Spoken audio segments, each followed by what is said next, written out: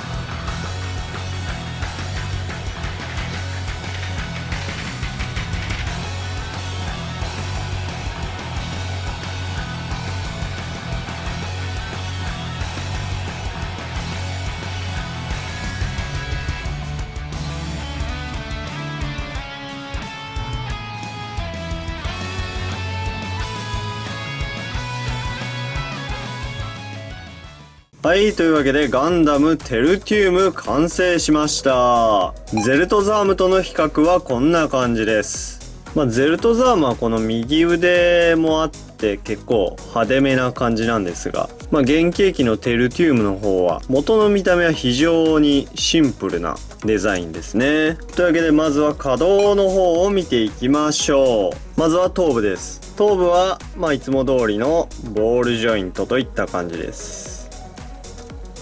こんな感じですね。そして腕は、だいたいこの辺りまで上がりますね。ここのボールジョイントがちょっとね抜けやすいので注意ですね。普通に動かしてても結構簡単に抜けちゃうんで、肘は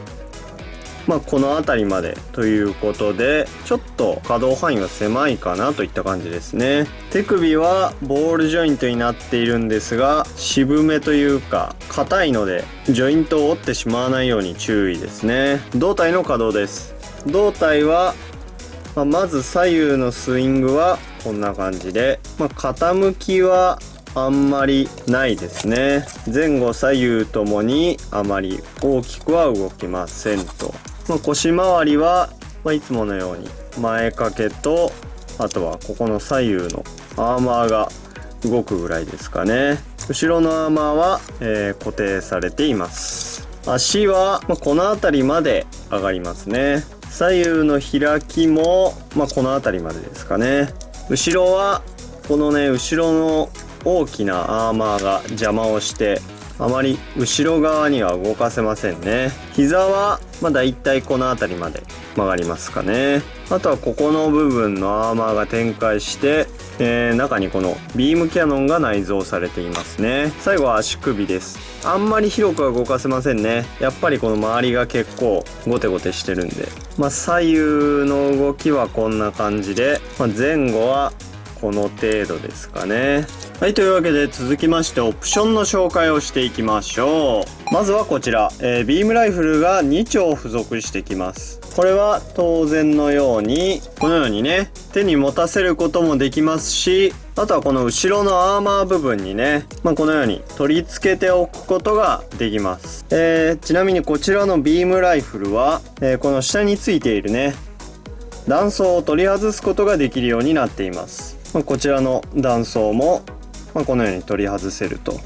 この弾倉が計4つ付属してきますね。続きましてこちら、ビームサーベルが付属してきます。いつものように、このビームエフェクトと塚で構成されている感じですね。ちなみにこの塚の部分はどこかに取り付けておくみたいな説明が特には書いてなかったので、本体のどっかに取り付けておくことは多分できないみたいですね。で、このビームサーベルなんですけど、ちょっとね、問題というか、普通にこの手に持たせるんですけど、ビームサーベルの太さが結構細くてですね、普通にこうやって持たせても、わかりますかね、ここが、普通にすっぽ抜けちゃうんですよね。こんな感じで。ビームサーベルをしっかり保持できないという問題がありますね。こんな感じでね、ポーズとか取らせているといつの間にかポロッと落ちてるということがたまにあります。今気づきました。ビームサーベルはここのバインダー部分に取り付けられてるやつみたいですね。テルティウムにはこのバインダーがついてこないんで、サーベルの塚はどっかに取り付けることはできない仕様になってるみたいです。はい、そして次はこちらの交換用の手首が付属してきますね。この手首は多分ゼルトザームについてきたものと同じ感じかな。こんな感じにね、手首を交換することができます。あとはこんな感じの余剰パーツが出ますね。ちなみになんですが、こちらのテルティウムはリライズに出てきた時にこのランスとねランチャーを装備した姿があったんですけれども、そちらのパーツは一応単品のオプションパーツで発売されているものと、あとはねこちらのゼルトザームに付属しているものが色違いではあるんですが同じものになります。なので、こんな感じにね装備させることもできます。ゼルトザームのものだとねちょっとカラーリングが違うんですが、これはこれでなかなかかっこいいんじゃないでしょうか。はい、というわけでガンダムテルティウムいかがだったでしょうか。本当にねデザインは正統派というか非常にシンプルでめちゃめちゃかっこいいんですよね。この頭部とか、ガンダムマーク3が確かベースになっているらしいんですが、このなんていうんですか、ゼータ顔と言いますかね、このシュッとした顔が個人的には非常に気に入っていますが、見た目っていうかこのデザインがねとってもシンプルなんですけど、ちょっと可動がねあんまり動かなかったなっていう残念さはありますね。この肩とかねこんな感じでちょっと腕を普通にこのまんまこうクイッと上げようと思ってもこんな感じで簡単に外れてしまいますし、肘もねこの辺りまでしかちょっと曲がらなかったりだとか、こういうシンプルなキットってやっぱ可動が広いとかそういうイメージが僕の中には結構あったんで、ちょっと意表をつかれたというか、ただ色分けとかは本当この状態でも全然色塗ってなくてもシールだけで十分ですし、本当にデザインはかっこいいんでね、その可動が、今のキットに比べてそんなに広くないということを考慮すればおすすめできるキットなんじゃないかなと思います。というわけで今回の動画は以上です。